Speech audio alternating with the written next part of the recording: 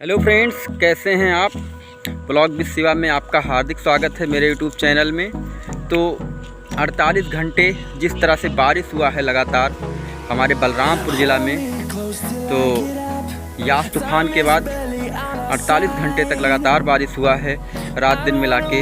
और अभी भी बारिश का सिलसिला हो रहा था, दिन में भी। अभी आज सुबह के टाइम 10-11 बजे पानी बरसा है। कई फ़ायदा हुआ है। जो नाला है हमारे यहाँ का, इंदिरा, हमारे यहाँ का यह सरयू नहर है, अभी पानी तो नहीं आया है, तो इसमें घास बहुत बढ़िया उगाए हैं, जिससे आपको दिखाते हैं। ये जो छुट्टा पशु होते हैं, बहल्ला बोला जा रहा है इनको, तो इनको चरने के लिए बहुत सुविधा मिल गया है। क्योंकि ये दोस्तों हमारे खेतों को में जाते थे, जब नाले पे नहीं था घास, तो हमारे खेतों को चरते थे। तो इससे काफ़ी ये गिरा कर मर भी जाते थे, क्योंकि खेतों में लोग तार लगाने लगे भाई। अपने फसल को बचाने के लोग तार वार लगा देते हैं, मगर इससे क्या होता है, इनके पैर उसमें चरने के लिए ज़बरदस्ती खेतों में घुसते हैं भाई। भूख से बढ़कर तो कोई चीज़ है नहीं, तो पेट क्या जाने, उसे खाने को मिलना चाहिए, तो ये घुस जाते थे। और इस प्रकार इनका गला और हाथ, इनका पैर जो होता था फट जाता था। तो अब अच्छा हुआ है, भगवान सबकी सुनता है। तो ऊपर वाले ने, ईश्वर ने थोड़ा पानी वानी बरसा दिया कि खेत ओत में पानी, ये जो नाला में पानी है बारिश का भरा हुआ है। इधर ये पानी आपको दिखाते हैं, मतलब खेतों में तो पूरा पानी था, अब तो घटने लगा है। बहुत पानी था, गाँव में सड़कों पे भी कहीं कहीं पे पानी भर गया था। तो आपको दिखा दें, इधर 1 से 1.5 किलोमीटर के रेंज में जो सरयू नहर है बलरामपुर में, बस्ती शाखा खंड 1, उसमें पूरा दूर दूर तक बहल्ला दिखाते हैं। क्योंकि अब इनको बहल्ला का नाम दिया जा रहा है, दर्जा। क्योंकि ऐसा नहीं था मित्रों, आपको पता होगा, ये जानवर हमारे समाज के ही थे, हमारे लोगों के थे। लोगों ने अपने सुख सुविधा के लिए इनको छोड़ दिया, इनकी आवश्यकता नहीं रह गई। जब तक दूध देते हैं, गाय जब तक दूध देती है हमें, हमारे समाज को ऐसा भ्रांति हो गई है दिमाग में कि दूध देना बंद किया, ऐसे खेत दो, घर से निकाल दो, अब ये बहेला हो गए, कोई काम के नहीं होंगे। मगर इनको किसी न किसी तरह से यूज होना चाहिए।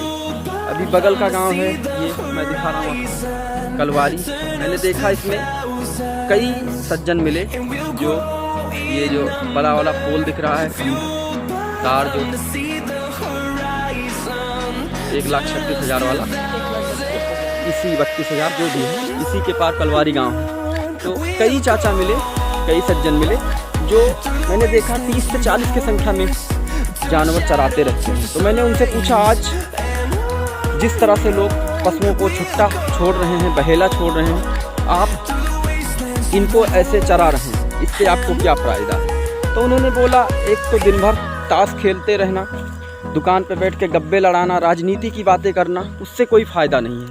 तो हम अच्छा काम है कि हम अपने जानवर को, और कोई छोड़ देता अगर हमारे खेत में, हमारे हलके में आता है, तो उसको भी हम लेते हैं, चराते हैं, उससे हमें गोबर मिलता है। और गोबर सब कोई जानता है, बहुत बढ़िया खाद है, देसी उर्वरक खाद है, कोई हमें यूरिया खरीदने को नहीं मिलेगा, नहीं पड़ेगा।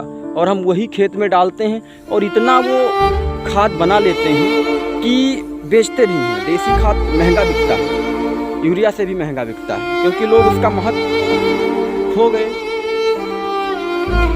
तो फ्रेंड्स, मगर जो देसी खाद होता है, जो गाय का खाद होता है ना, आप प्याज बोते हैं, आपको गोभी लगाना है, बड़े बड़े किसान आते हैं, शहरों से किसान आते हैं, बलरामपुर से किसान आते हैं, जो ज़्यादा गोभी की खेती करते हैं, सब्जी की खेती करते हैं, वो देहात से, जिनके पास फेमस लोग हैं कि हमारे पास, उनके यहाँ 10 ट्राली 20 ट्राली खाद डंप है, वो बेचते हैं गोबर का, लोग भरवा ले जाते हैं, बढ़िया पेमेंट, 40-50 हज़ार रुपये तक अगर आपके पास खाद डंप है तो बिक जाएगा। शहर के लोग उठा ले जाते हैं, जो मुस्लिम बिरादरी के होते हैं, जो सब्जी वब्जी का खेती करते हैं, या कोई भी। अब तो हर कोई, लॉकडाउन और कोरोना की वजह से तो हर कोई खेती करने लगा था, कहीं ना कहीं उसी ही अपने रोज़मर्रा का चीज़ बना लिया था कि हम सब्जी करेंगे, उसी से बेच के अपना जीवन यापन करेंगे, अपना खर्चा चलाएँगे। कहना यही है कि इन पशुओं पर इतना ज़्यादा अत्याचार नहीं होना चाहिए। ठीक है, सब कह देंगे योगी जी की गलती है, मुख्यमंत्री जी की गलती है। अरे भैया कुछ नहीं, वो तो एक नहीं छोड़ने आए ना, वो तो मंत्री हैं, उन्हें क्या गाय रखना और क्या चराना, क्या छोड़ना, सब हमारे समाज के लोगों ने किया है ना, तो हमें विशेष ध्यान देना है कि ये कट कट के ना मरें, दर दर ना मरें, इनको छोड़े ना, बस थोड़ा सा मेहनत करें, भूसा वूसा डंप कर लें ना, अगर घास काटने जाएं थोड़ा सा भूसा डंप कर लें, बचा लें गेहूं के सीज़न में, और इनको बस थोड़ा बहुत खाने को मिलेगा तो ये घर पे बैठे रहेंगे, कहीं भाग नहीं जाएंगे। और इनके गोबर हमारे यूज में जब पता है बिक भी जाता है, इसके कई चीज़ बनते हैं, ठीक है, तो हमें फ़ायदा है उससे। तो बस यही कहना चाहूँगा कि पशुओं के लिए जिस तरह से हमारे समाज में इतनी बुराई फैली है, उसे हमें बचाना है। गाय नेपाल का राष्ट्रीय पशु है, और हमारे यहाँ ये हाल है। हमारा भारत हिंदुत्ववादी भारत, हमारा देश भारत इतना महान देश था, हाँ, तो अभी यहाँ पर बताओ, वेद पुराण रामायण भगवान 33 करोड़ देवी देवताओं का ये देश, यहाँ पे गायों के ऊपर, जानवरों के ऊपर इस तरह से विडंबना है। ये चीज़ दूर होनी चाहिए।